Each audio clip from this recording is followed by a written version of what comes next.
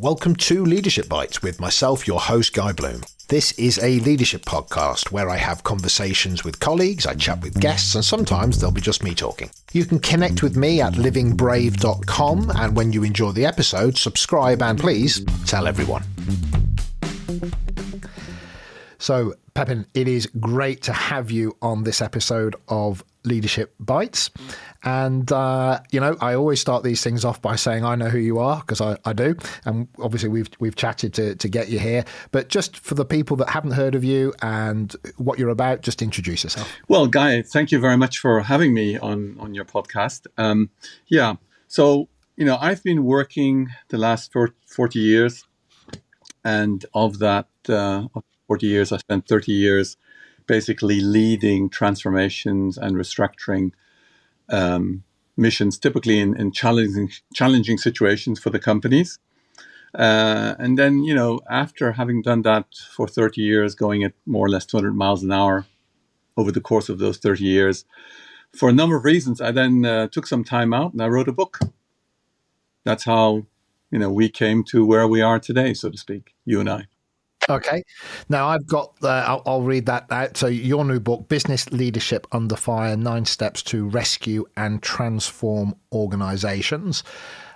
Just give me that we'll come back to you as well in a little bit, but just give me a little sense of just what is the summary of that book? Who should read it? Who's it aimed at? And what's its intent? Well, the book really is something I wrote for my younger self. And we'll come to that later, why I came to write the book for my younger self. But it's very pragmatic, very practical. Richard and I, who's my co-author, we like to call it a cookbook. We orientate it towards the fact that leaders who are in difficult straits, who are in challenging situations where, there is a fire of some sort going on, they need very specific, very concrete tips. And hence we came up with the 9-step approach. They're not quite all sequential, but you can to a certain degree look at them as 1, 2, 3, 4, 5, 6, 7, 8, 9 things that you need to do. Okay. So just give me that. Let's go back in time a little bit. Because I'm a firm believer in understanding the person can really help understand why I would listen to them. So give me a little bit of that history and that path that got you from, born up the top of a mountain through to being where you are today. Give me a sense. Well, I wasn't actually born on top of a mountain. I was born in Amsterdam. Dutch by nationality, and the background is very simple. My father was an expatriate, so I was born in Holland, lived everywhere else, and he was a banker. And from a career perspective, I studied economics with a financial background in the University of Wales in Cardiff. Yeah, right. So I lived in England for a while, and then I ended up in Germany, which was the place my parents were living at the time, and joined a bank, but very quickly found out that's not my cup of tea, and then I ended up at Hewlett-Packard, which at the time was still entrepreneurial, because I think it was Dave Packard was still alive. So he still had that entrepreneurial spirit in the company. Was very successful selling laser printers. If you remember the first laser printer, which was, I remember bubble jets before that. This laser printer, this Hewlett-Packard laser printer, was an amazing success. I was one of the sales reps selling it in the south of Germany. Basically by by Wednesday, I had not only achieved my quota, I had over-fulfilled my quota. So I went then windsurfing for the rest of the week. So after 3 years of that, I got very bored. And I applied to a advertisement from McKinsey looking for experienced hires. So with my 4 years of sales rep experience at Hewlett-Packard, I was hired as a experienced hire at McKinsey. And at the time, McKinsey did a lot of restructuring and transformation projects. They still do that today, but big focus back then. And I have to say, in hindsight, it was like paid business school. In those days, the output of consultants McKinsey, but others too, was a lot of charts. So, our focus was producing paper. And I have to say, after 3 years of that, I decided that, being a consultant, that's not my thing. I had a very terrible experience on one project where we were producing tons and tons of paper, and leadership of the company was basically doing everything but, pursuing the recommendations we had worked very hard at coming to. So I decided, the life of a consultant is not mine. I wasn't I wasn't exceptional, but I, was just an average type of consultant.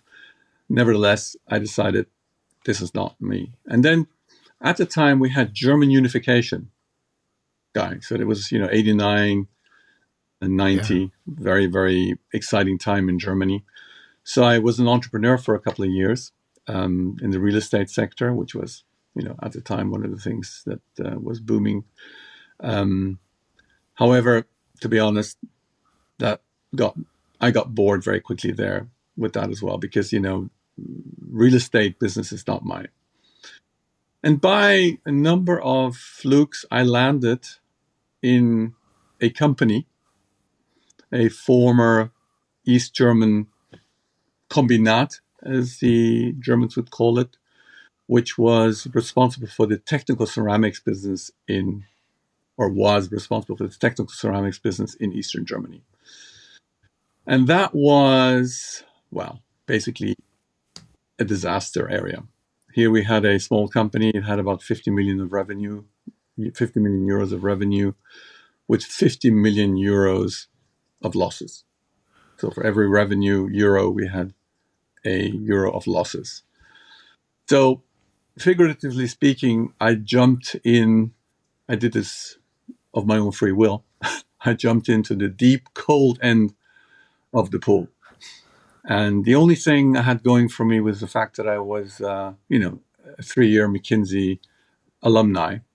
So jumped in, and at the time, I suppose I thought, because of my McKinsey background, I could deal with any type of crisis situation. But I have to say, in hindsight, that for a number of reasons, I was lucky to have survived that first very, very challenging and intense mission.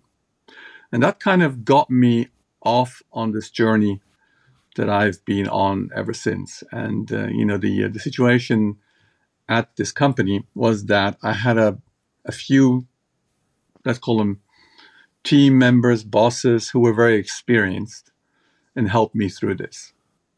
Because I would say that in hindsight, having looked at the size of the challenge that we had in front of us, it's not a question of just you being brilliant and getting it done on your own.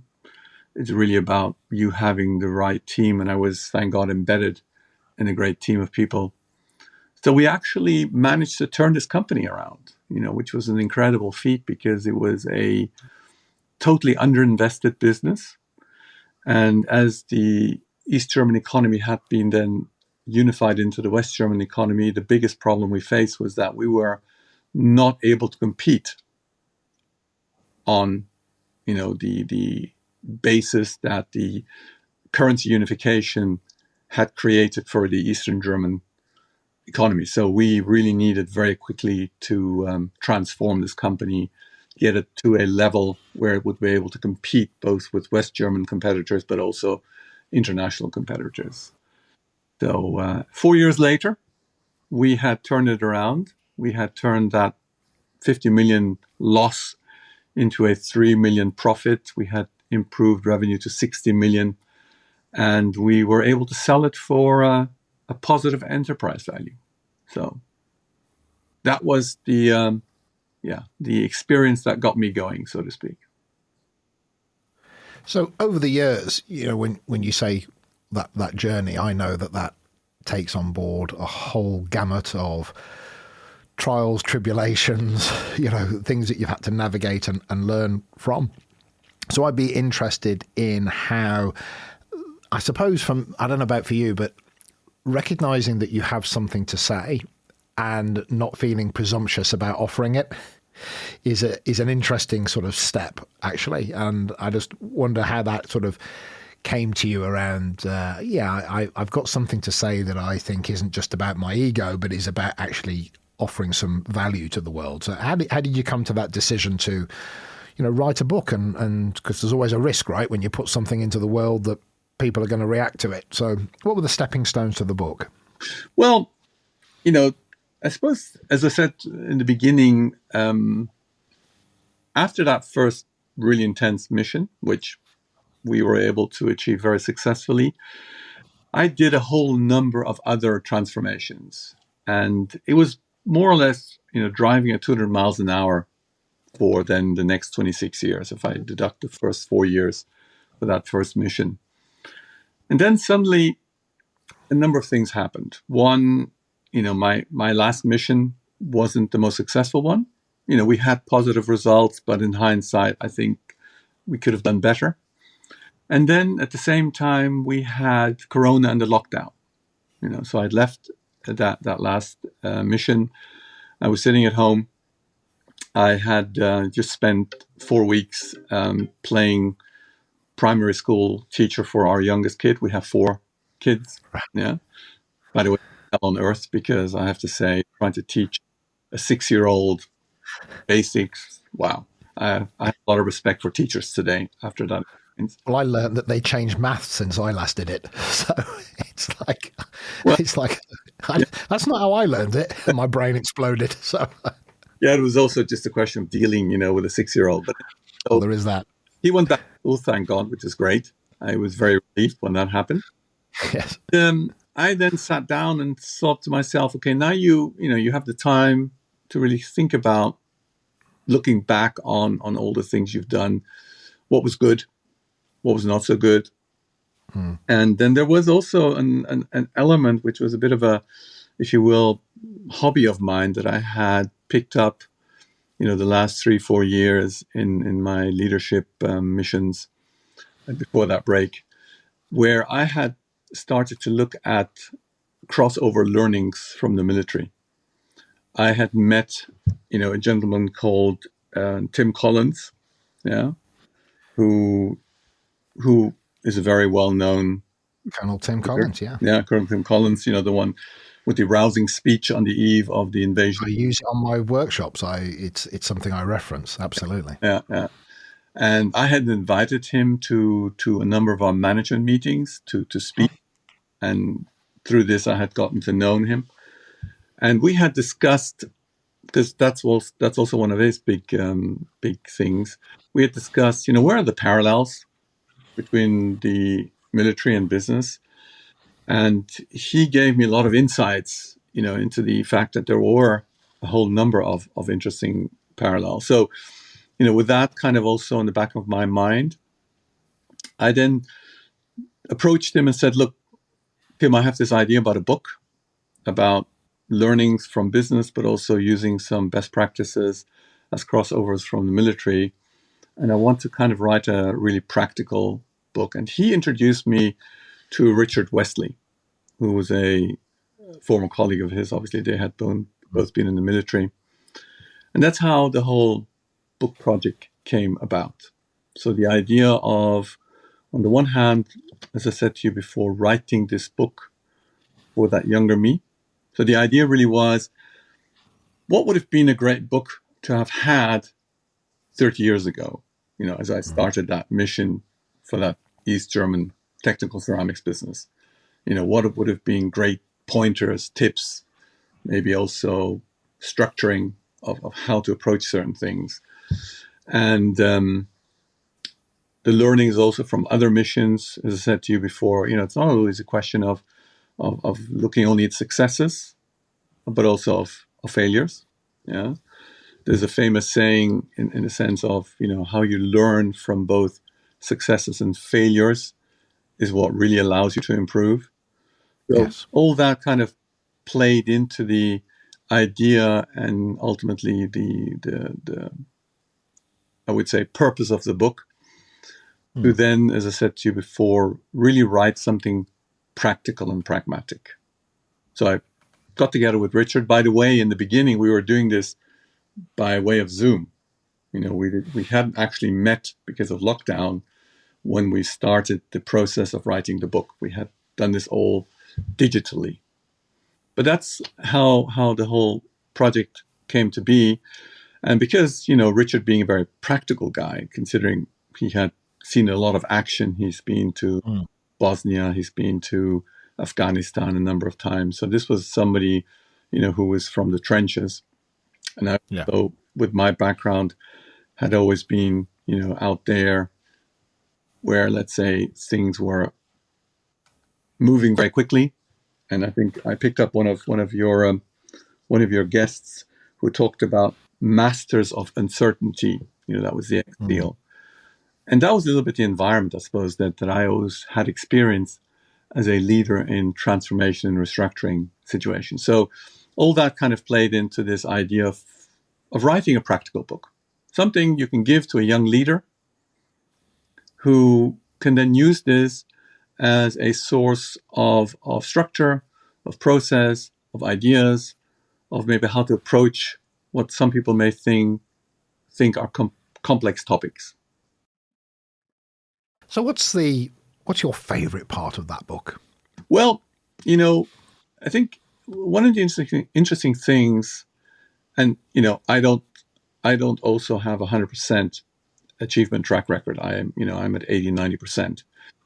Well, I don't think anybody does. Exactly. So it's okay. So interesting is the fact that when you look at, for example, transformations, there are statistics from different, top management consultants, but they all agree that about 70% of transformations fail. And then you ask yourself the question, why is this? Why do these transformations fail? And to answer your question about the favorite part of the book, or let's say, what's my favorite point about what's really important when you're, starting a mission, it's actually step one. Because step one is about two things. It's about creating a burning platform and establishing leadership.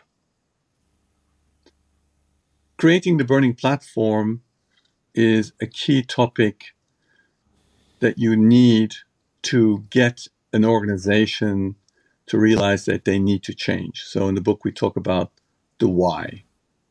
An organization is basically a collection of people, be it 100 people, 1,000 people, 5,000 people.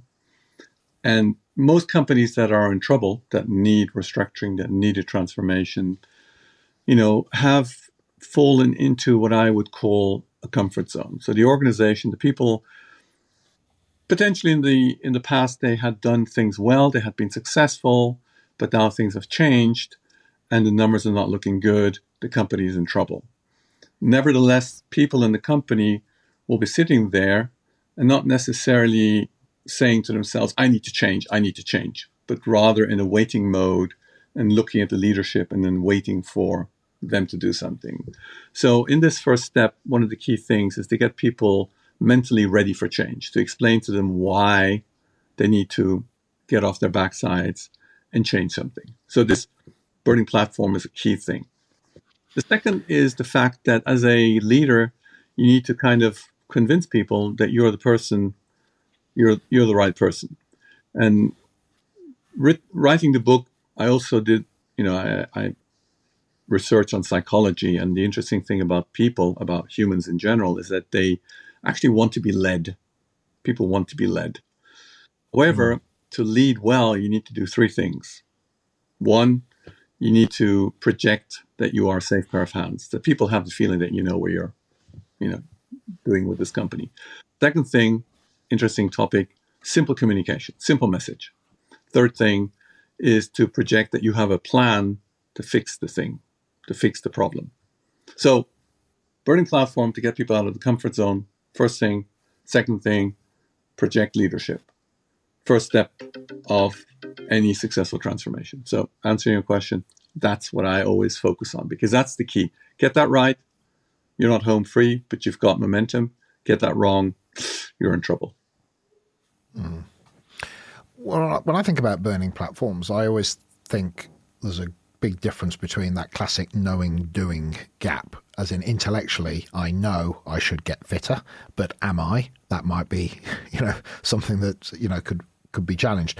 So intellectually, that's often not the tricky bit, as in this has to happen, because I might disagree with the thinking behind it, but if senior people have made the decision that that's what's going to happen, even if I disagree with the decision, I can buy into the fact that leaders make decisions and my job is to implement, because I may or may not understand the full gamut of the decision. So sometimes you don't even need people to agree with the decision, or they do, but it's that moving people to then actually act. So I don't know if that is something that you cover, which is that difference between the getting it, as in, yeah, I understand what you're asking. I know why you're asking. I can even agree that it's a fair ask, even if I don't want to do it. Or I'm really behind it. I think it's awesome, but am I actually going to do something? Yeah. And that catalyzation of effort, I guess. Well, and you've hit the nail on the head with respect to the next step. Because in the first step, you've now explained to people why they need to change. So they get it, like, oh, if we don't do something, the company may hit the wall. So I got to do something too. Sure. But then the problem is the following. Now, as a leader, you're getting more explicit onto what we are going to do, the plan. Yeah. And so you're in the company, you're running, I don't know, the sales department. And now the plan is explained to you, and you listen to this plan and you think to yourself, this is bollocks. This is not going to work. Yeah. And then like a shell, you basically close. So you kind of mentally shut down. So you lose people. You've got them going in the first step. You're receptive, saying, yep, I understand. We got to do something. Can't stay the way we are. Then the leader steps up and presents you a completely baloney plan. And he loses you. So that's why it's very important, and that's what the steps are about, as they kind of progress one after the other. It's all about using that momentum, using the fact that you're now open to change, but making sure that you get on board with that plan and say, okay, it may be tough. We don't have all the details, but I'm there. I'm going to go along.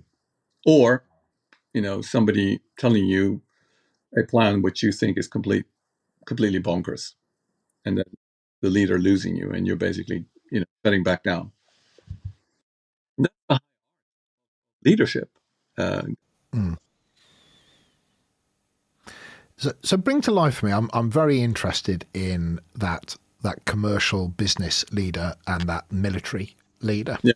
And I'm blessed to have come across a couple of people, one in particular who I admire greatly, who's in that space. And, there are massive cultural differences, but similar, characteristics and around what good looks like. So just give me that sense of what you see as being those similarities between people in those, what I call the pointy end of the spear kind of jobs, which is particularly the military or emergency services or those kind of things, versus that commercial kind of leader where, again, there's the risks and the threats that exist, but they're not imminent threat to self scenarios or those around you. So I'll just be interested in your kind of, but it doesn't matter, Guy, because the bit in the middle where the truths happen, kind of, they look like this. What do you see as those similarities? Well, it's an interesting point you make because, when we did the research for the book, we looked at successful leadership cases, very successful leadership cases, but we also looked at failures, leadership cases where there was failure. I mean, famous examples like Nokia, Blockbuster. Yeah. And, the question always becomes, is it such as, for example, I could interpret your question to mean that there are kind of two worlds. There is a comfortable certain world, and then there is a, rough volatile, uncertain, complex, ambiguous world. And the military talks about VUCA, like as your guest from the SEALs explained, the fact that uncertainties are big and you got to be really prepared and sharp and on your toes all the time. But interestingly enough, and that's why the crossover is so interesting. But interestingly enough, business can be also very challenging. It all depends on where you are in your cycle. Obviously, I've never run businesses where growth was kind of coming your way. All you had to do was, put your foot in the water, in the very fast flowing water, and just kind of get taken along on a growth path, and you hardly had to do anything except for hire a lot of people, to manage all the revenue growth you were having. My world was always challenging, difficult, be it downturn of the markets, be it disruption in the context of new entrants coming in and changing the game. So the way I look at it is that as a good leader, and the book to a certain degree, I would say also talks a little bit about the things that I believe, or we believe, Richard and I, are elements of good leadership. But one of them is, and there's a great thing that comes from Amazon on this topic, but the job of a leader is to make sure that the organization is always on its toes. And Amazon or Bezos talks about whether you are a day one organization or a day two organization. And what he means is that with the day one organization, you're always kind of in a entrepreneurial, we're at the very beginning of our journey mode, and nothing is kind of set in stone. Nothing is, let's say, written down in an organizational handbook. Whereas in day two, you're successful, things have kind of gone into a standard operating mode type of a journey, and everybody settles down and just goes along with the ride. So his big thing is never let your organization become a day two organization. Always keep it young, dynamic, ready for change, ready for a new challenge. Keep it a day one organization. And I would tend to agree that the job of a leader is always to be on your toes and to make sure that, for example, you're not being overtaken left and right by hungry competitors as you are, as you've settled into the number one position. Yeah, so this is the blockbuster, people, there's a report floating around the internet that apparently says, people enjoy the experience of coming to our stores and, selecting the videos. This streaming stuff will never, catch on, which is just comedy gold, which is probably a little bit like the guy that turned down the Beatles and said, there's already enough guitar bands, so it's that kind of, there's something there, isn't there, about that, call it complacency, call it comfort zone, call it steady state, call it whatever you like. But humans tend to look for that stability space and to have things, inverted commas, under control. And the moment you go to being under control, that's great because no surprises. But the trouble is, there's always a surprise, right? Exactly. And, this is a very human trait. So there are two things in there which are very human. One is that we like to be in the comfort zone. We don't like to be running all the time, to be exerting ourselves all the time. Once we have the opportunity, we go into our comfort zone. Very human. The second thing is the question of how you look at competition, how you look at your competitors. And one of the things that obviously seen myself with my own behavior, but definitely seen it in the cases we researched, very successful leaders never take competition for granted. People that at some point run into problems always overestimate themselves and underestimate their competitors. We as humans always tend to overestimate ourselves, especially we men, and underestimate the competition. It's less likely, I guess, when you're further down the food chain as an organization looking up because you know who you're trying to beat. But it's like becoming the heavyweight champion of the world in boxing or something like that. If you came up rough and tumble and then all of a sudden you've got millions, whether they say it's harder to get out and train when you wake up in silk sheets. And Yes, there's something about that for big organizations that, how can this, we're Kodak, right? We make film, how can we possibly fail? Yeah, and Kodak is an interesting case because we've also researched that one, and we mentioned in the book, they invented, well, let's put it this way, 10 years before digital photography blew them away, they were aware of it. They knew it was out there. It's not that it surprised them. But what is fascinating is that none of the leaders in between that 10-year period, had the guts, the balls, sorry for the language, to step up to the organization and say, guys, we've got to change now. Yes. This is a dying business model. This is the future. We're going to do this, and this, and it's going to cause some pain, but we need to do it. Otherwise, we're going to be gone in 5 years' time. None of the leaders, although the information was there, it was all there, none of them had the courage to step up and do that. It is fascinating, and I know you reference it, or you have it, and it's one of my favourite pictures to put up on a workshop, which is the front cover. I think is it of Time magazine, but it's of the Nokia and the guy holding the phone next to his head, and it goes, "Can anybody ever catch the mobile phone king?" I'm paraphrasing, and of course, yes, who's got a Nokia now, and nobody puts their hand up. So it's that, the Dyson vacuum cleaner, isn't it? It's all bags, and then boom, there's no bags. Yeah. So the world is full of these. In fact, that is history, isn't it? The moment you get to a steady state, that should be the trigger for getting worried. But there's a kind of hubris that I notice amongst certain kind of people at the top end, which is, maybe it will come, but I just, I'm making a bucket load of money. I've got my share options. I've got, why would I go and risk that earnout? Why would I go and, because the next person can deal with it, I'm sure. But unless it's actually attacking now, that you're right, that ability to step over the event horizon and be the catalyst for a change that is yet unseen but perceived, known about but hasn't manifested yet. That's a fascinating thing, which I imagine the military and your emergency services, they're much more alert to that kind of potential shift. And obviously, having had a lot of military people in your program, and the reason why, because a mistake in the military context can be deadly, literally speaking. Yeah, so that willingness to entertain the unlikely. Is it impossible? No, it's not impossible. Oh, then it's feasible. So, and if it's feasible, it could be likely. Yeah, well, we better have a look at it then, right?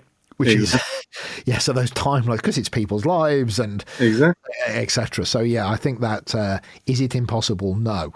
Oh, well, if it's not impossible, and it triggers a kind of reaction that I'm quite fascinated about, that I don't often see in organisations. No, you don't. And that's the interesting thing about this project we did when we looked at the military. Obviously, people with Richard's background that have a very deep insight. Also, Tim, who has a great amount of experience. And then looking at business, and one of the things that we came up with, it's in the book, is the concept of the 4 C's, and you can really simplify, be it Blockbuster, Nokia, or Kodak, with respect to why they failed, to looking at the 4 C's. And the first C is the question of the customer. Are you truly sure that you are satisfying all the customer's needs? Are you close enough to the customer that there is not an unserved need, which is the famous one with respect to, the demise of Nokia, because they missed the fact that when Jobs introduced the iPhone, he simply said, look, guys, all we're doing is combining cell phone, internet, and some, let's call it gaming music, into one gadget. It's oversimplified, but that's really what the iPhone was about. Yeah. And Nokia simply missed the fact that their users, in fact, had up to then 3 devices instead of 1. And then Jobs came along and said, I can give you 1 device to cover everything. And that's it. So, customer, the first C. The second C is the competition. I always find it fascinating when you look at these stories, the negligence that leadership of those failed companies put on the question of what are their competitors doing. And as you know, in the context of the military, the absolute key thing is to understand what is your enemy doing, your competitor, so to speak. What are they, how are they positioning themselves? What weapons do they have? What's the size of their troop, et cetera, et cetera. So this complete, let's say, utter ultimate focus on the competition is something you miss very often with especially successful businesses. As you say, they're number one, they're the big elephant in the room. They have now a bit of a disdain for their competition. Second C. The third C is then the fact that, as we discussed before, successful organizations come into a comfort zone. They drive a little bit slower. They don't have the urgency they used to have when they were a small growing company. And then the fourth C,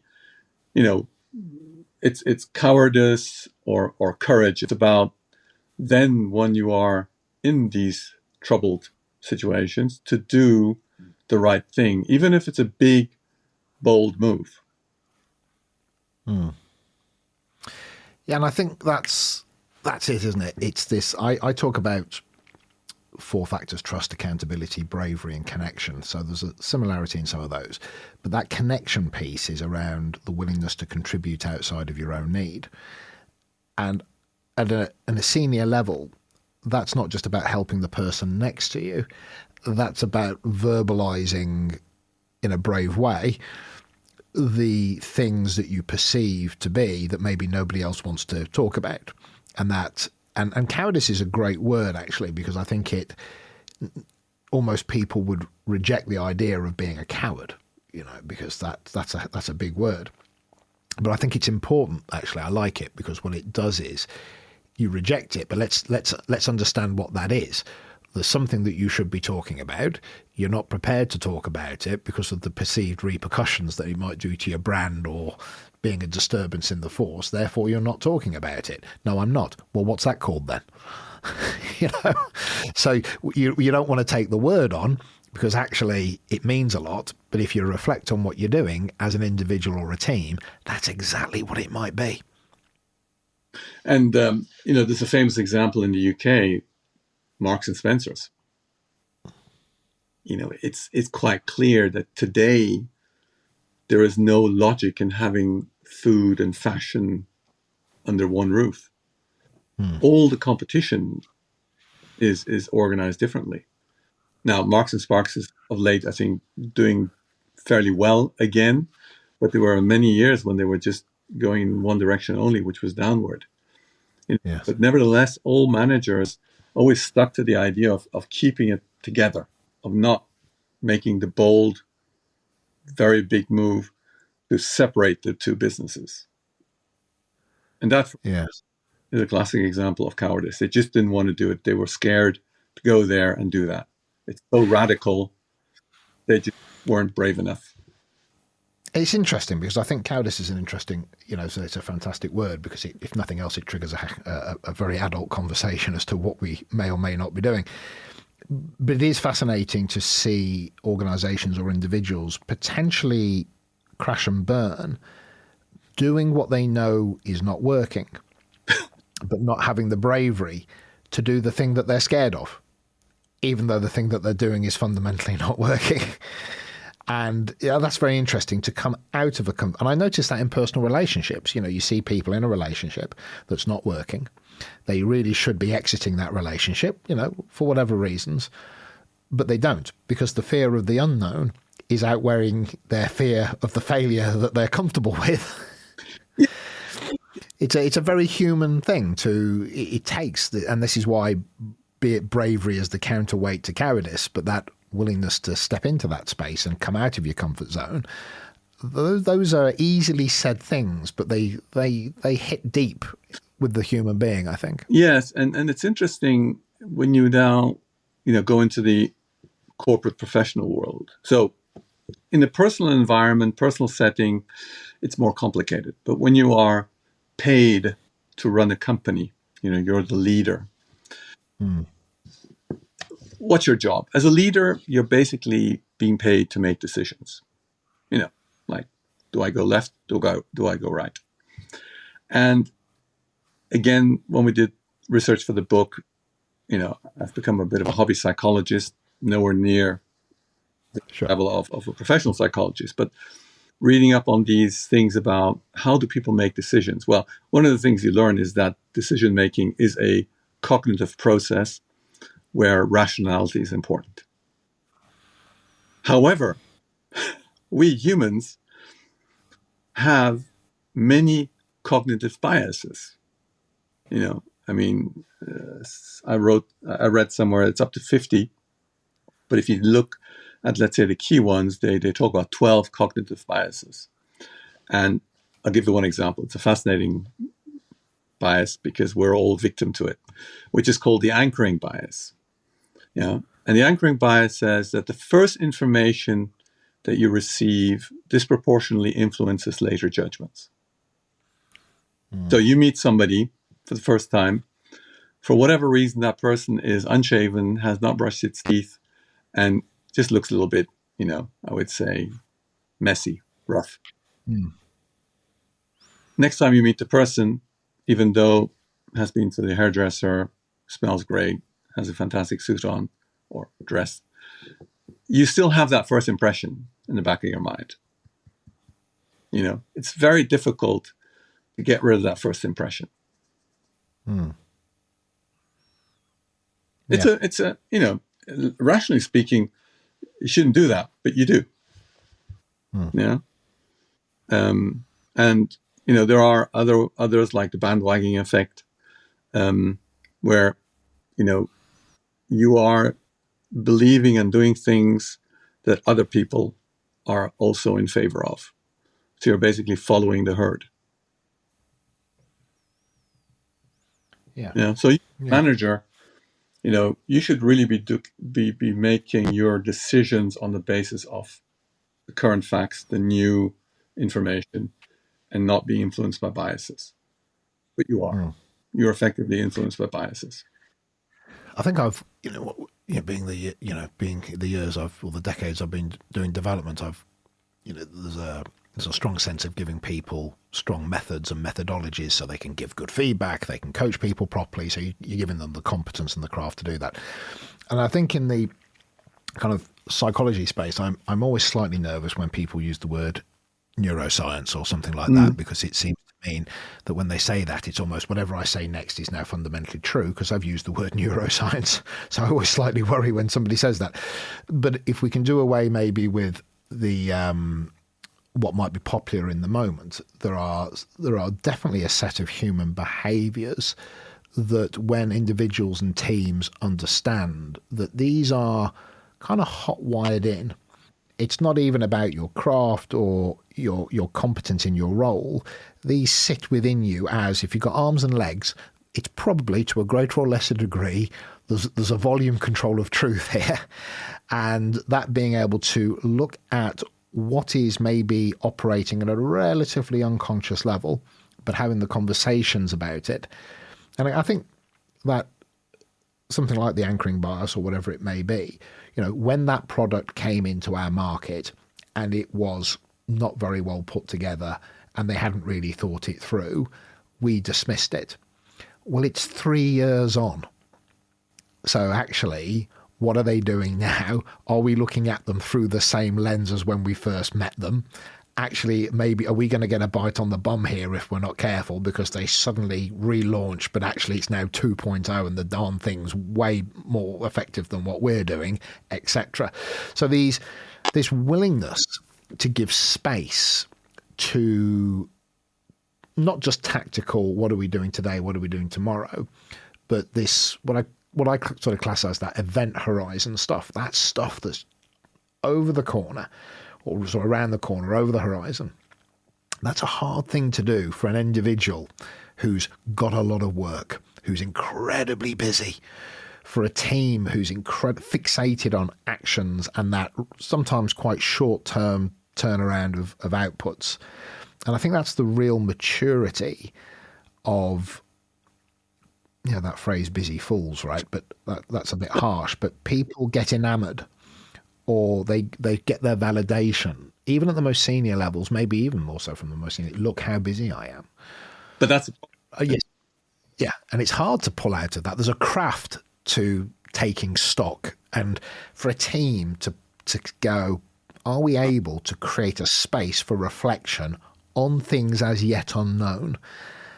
And the cycles are usually so short with a lot of organizations that the capacity to really care about it is very hard for them. But, it's obviously a very, very large topic in the context of all the angles to the 9 steps. But one of the things which is important for a leader is to know the business that they're running. You need to have business acumen. You need to be, informed about your company. You need to know the details of your organization, including strengths and weaknesses. But you also need to look at the business from the outside perspective, customers, competition. So you need to have, let's call it, a basis of information as you run this business, because now you're getting a lot of information in, new information, things are happening, new entrants, new products, whatever. And you now have to make decisions, because that's what you're paid for as a leader. And you have to make sure that you, as you now mentioned, don't get distracted by things which are not important, because you're being paid to make the right decisions. Yeah. So it's a question of also, and we talk about this, or it's something that's kind of a spin-off from the book, but as a leader at, let's call it regular points, you need to be able to detach yourself from your company situation, analyze what's going on with the company and its environment, its theater of operations, and to make a decision about things that need to change, and then go back and execute that. So, we talk about detach, analyze, and decide, and then go back and do it. Rather than, as you hint at, be so busy with loads of stuff that you don't get the time to do that. And ultimately miss something, and then your company is in trouble. Yeah. I'm fascinated by that, and that would probably be a whole nother podcast just to talk about that. That's kind of my own learnings from 30 years of transformation. I've made mistakes, and think about some of the mistakes I made. As a McKinsey consultant, we come out with those 300-page strategy papers. We have 10 things in there that they need to do. 10 things. Like, they have their job, plus they have our 10 things they need to do. I mean, what a stupid thing to recommend, because you can't have 10 priorities. It just doesn't work that way.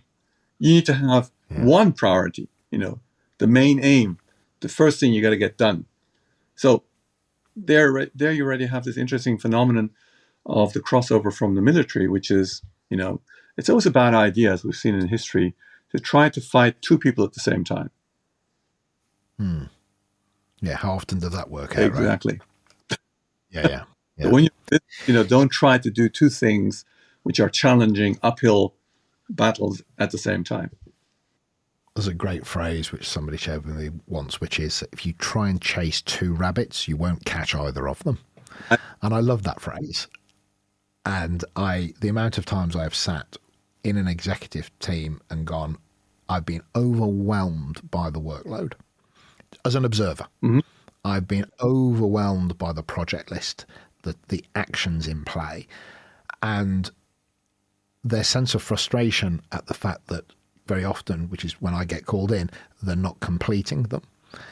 And one of my great things, I don't know if you know, is the Gordon Ramsay who goes into the chef, who goes into restaurants. My wife loves cooking shows. That's why.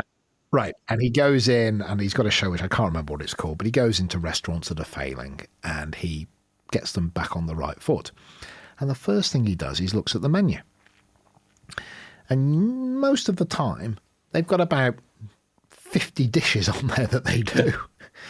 And he'll rewrite the menu and go, right, you're now only cooking 9 things or whatever it is, but you're going to do those incredibly well. as opposed to, being this massive buffet selection of etc.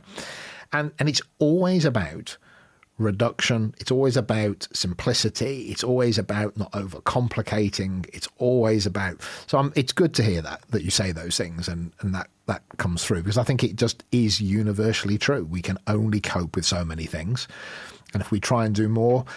Has anybody got any examples of that ever working out? No, nobody? Right. So why would we do it? Yeah. It's absolutely fascinating. So yeah, sorry.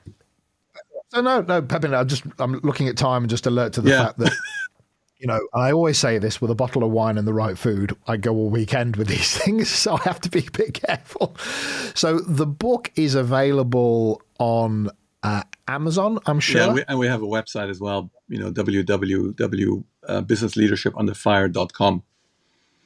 Okay, so we'll put that in the link with this as well. The book, Business Leadership Under Fire, is available on, just Google it and you'll find there's many different ways of getting access to it. And, just before I let you go, what's your focus on over the next, 12 months, 2 years? Where are you putting your energy? Is it, into what places and spaces? Well, I'm 60 years old. Outside of my professional life, my focus is family and sports.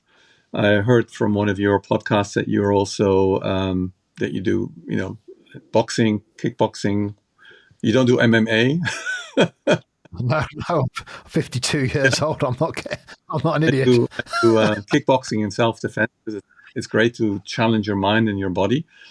So, I'm very fit. I want to, use all the insights, all the things I've learned from the last 30 years and do some more good for the next 10 years and helping businesses improve. We have a challenging environment.